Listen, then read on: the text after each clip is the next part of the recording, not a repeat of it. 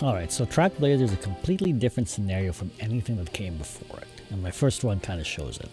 I went in thinking I understood how to build an Uma and that previous scenario knowledge would transfer easily to this new scenario. I came out of it with the realization that what I knew about previous scenarios did not transfer that well into Trackblazer. Alright, good morning, good afternoon, good evening class, this is Mr. Arocena, and today we're going to walk through my first Trackblazer run, so the actual footage is going to be sped up. Every time I make a mistake I didn't know I was making, we're going to slow down and talk about it. So stick around and see what 7 things I learned since this first run. Now before we begin the run, a quick orientation for anyone who has not played Trackblazer yet, because a few things work very differently here. First, the scenario is very race heavy. Previous scenarios like URA and Unity were mostly about training, and then you had to do your career races, and maybe a few other races in between if you had time. Trackblazer has you racing a lot more, and those races generate coins that you spend in a shop. The shop is basically a new resource management layer on top of the regular career. Every 6 turns the inventory shuffles, currency is limited, and what you choose to buy has a real impact on your final stats. Second, summer camp. 4 turns per year where every training facility in the game is upgraded to its maximum level. That hasn't changed. If you stack training boost items during these 4 turns though, you're multiplying the output of an already upgraded facility. If you don't, you're leaving a lot of stats behind. Those 2 things, the shop and summer camp, are where most of my run 1 mistakes live. Alright, so the first mistake was in my support deck selection. I wasn't quite sure what I really needed since I didn't really read a guide or watch any guide videos. So I just kind of took one of my regular URA Unity decks. This would have been fine like for Unity or URA, but it lacked a lot of key things for Trackblazer, namely race bonus. I think this deck that I ended up picking only had 30% race bonus, and also lacked a lot of initial stats. It did have a lot of relevant skill hints for what I thought was going to be important. However, I really needed more race bonus since we do so many racing events in Trackblazer, and some of the cards that I valued a lot, like Zeno Rob Roy, have no value in Trackblazer because of the lack of race bonus. So, key lesson here for support decks, your cards need to have a fair amount of race bonus, they should provide some initial stats, and they need some training effectiveness so that in the limited training that you do, you get more bang for your buck. Alright, well the first 12 turns of Trackblazer are really no different than any other scenario. You're basically just trying to get your friendship meters as much as, or as high up as possible. This is even more important in Trackblazer though, because as we'll see later, you really don't have much training to do. On that note, I did spend way too much time training regularly, so as we go through the sped up footage of the classic year, you'll see that I spent a lot of time training. This plan would have been fine for URA Unity, but definitely not for Trackblazer. Oftentimes, training gave the same or less stats than racing would, and I wouldn't get any of the in-game currency. Losing this currency limited a lot of my options during the career because I couldn't buy anything in the shop. So key lesson here. Most of the training is done in the first 12 turns pre-debut race, and then you have 8 turns in the summer.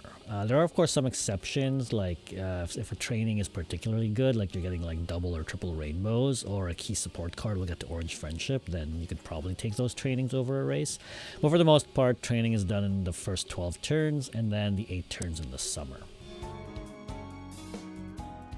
This is basically the same mistake I was making with the support deck. I was playing Trackblazer like it was a URA or Unity scenario, so I was using my URA Unity knowledge to try and apply it into Trackblazer, which is obviously not going to work out very well.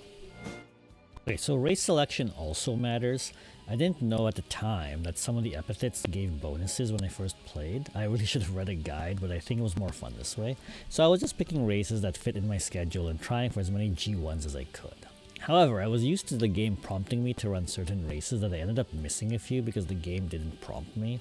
I didn't know about this, or I just plain forgot actually, that the agenda system existed, in case anyone was wondering why I didn't use that. I also didn't really know the main difference between the grades below G1. I thought they gave pretty similar rewards, so I wasn't distinguishing between running a G2 versus an OP race, as long as it was a medium and Rudolph could run it without penalty. So key lesson here, figure out which races give you bonuses after completing a set of them. So for example, the Triple Crown, Triple Tiara races give a bonus for winning them, as do Major the Mile races, and other sets of races like the Spring and Fall Tenno Show. Also, try not to skip G1s that your Uma can run in. They give a lot of stats, and most are involved in an epithet that gives you a stat bonus.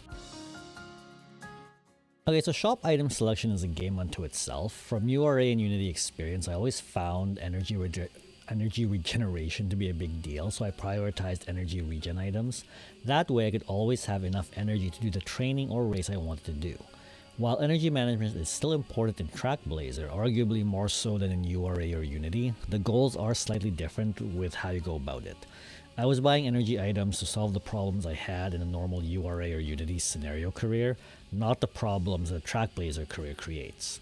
And because I was spending coins on these items, I was passing over the other shop items that held more value in Trackblazer, which we'll get to later. So key lesson here, energy items let you get that important training off, that they aren't there to necessarily keep your energy topped up to the max. Now, summer camp has always been important in URA Unity, but it is a lot more important in Trackblazer. Since we are racing more, leveling trading facilities is harder and next to impossible to get any of them to 5, let alone multiple. It can be done if your shop is good to you or your training lines up nicely. You do need to train in all of the summer camp terms, and you need to enhance those training turns with every item you can so you can get the most value out of summer. Hoarding items like a veteran JRPG player doesn't work in Trackblazer. Now, one of the worst mistakes you can do in summer is to use one of those turns to rest. Like I said earlier, you only get so many training options with max level facilities, so the last thing you want to do is waste one of those turns on a rest. So key lessons here, always train in all 8 summer camps. You won't get level 5 facilities in most cases, so make the use of summer as best as you can. And energy management during this time is very important, which can be helped by some of the items you might be buying along the way. Now, on that note of making the best use of summer camp, this next mistake was probably the biggest mistake I made in the first run. I completely misunderstood how powerful the ankle weight items were. I remember seeing the 20% energy increase and thought that's a steep price to pay, probably not that worth it.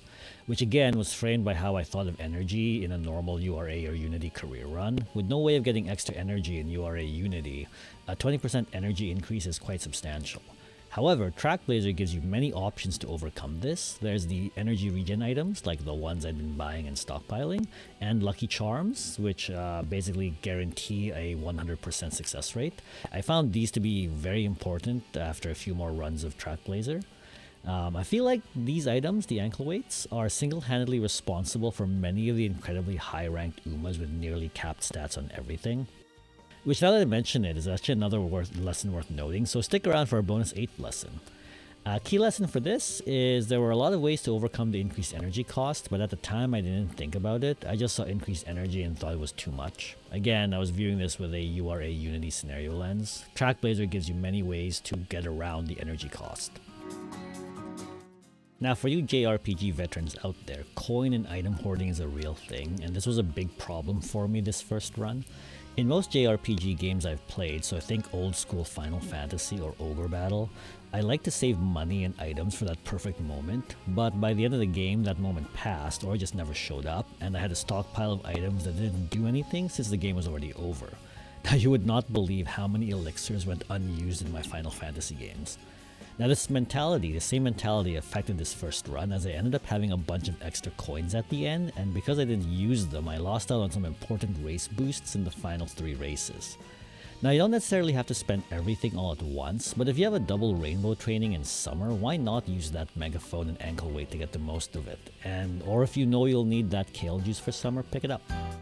So the key lesson here, use your resources as often as you want. Snowballing bonus stats early will win races and earn you more coins. Saving for a perfect shop that may never come costs you more than spending does in most cases. Alright, so bonus 8th lesson. Throughout this run, there's an item I kept walking past in the shop, and that's the ankle weights. Every time they showed up, I saw the energy cost, and I kind of moved on because I thought the cost was way too high based on my understanding of the URA Unity energy management. The 20% additional energy costs just seemed like a bad idea. But here's what the ankle weights actually do. They significantly boost the output of whatever training you use them on. The energy cost is real, but Trackblazer gives you a lot of tools to offset it, like the energy regen items and the lucky charms. All of those systems exist in part to make items like ankle weights viable, and when I look back at this run, I can see the same mistakes showing up in different forms. So I over-prioritized energy items in the shop because I was solving an old problem when I could have been buying the ankle weights instead. I misread the high-cost training boost items as a trap when they were actually designed to pair with exactly the items I'd been hoarding. I hoarded my currency and consumables through summer camp, the exact window where stacking them with ankle weights would have had the most impact. If you haven't seen some people's crazy Trackblazer summer camps on YouTube Shorts, all I can say is that some of them are really ridiculous. And I ended the run with some coins left over after failing to buy enough items for the final 3 races. It's not 4 separate mistakes, it's really one mistake showing up in 4 different ways. I didn't understand what the most important stat growth tool was in this scenario, so every decision I made around resources was optimizing for a different scenario. By the 10th run, ankle weights became one of the most potent items I could use if I prepared for it properly. Alright, so that's 8 lessons I learned since my first blind run of Trackblazer, and FYI, I still haven't watched the guide, but I did finally read up on what epithets gave bonuses, and I made a few agendas to reflect that knowledge. Now let me know if any of this matched your own experience, especially that item hoarding instinct. I'd be curious whether the ankle weights clicked for you early, or whether it took a few runs for you to figure out. Alright, see everyone next class.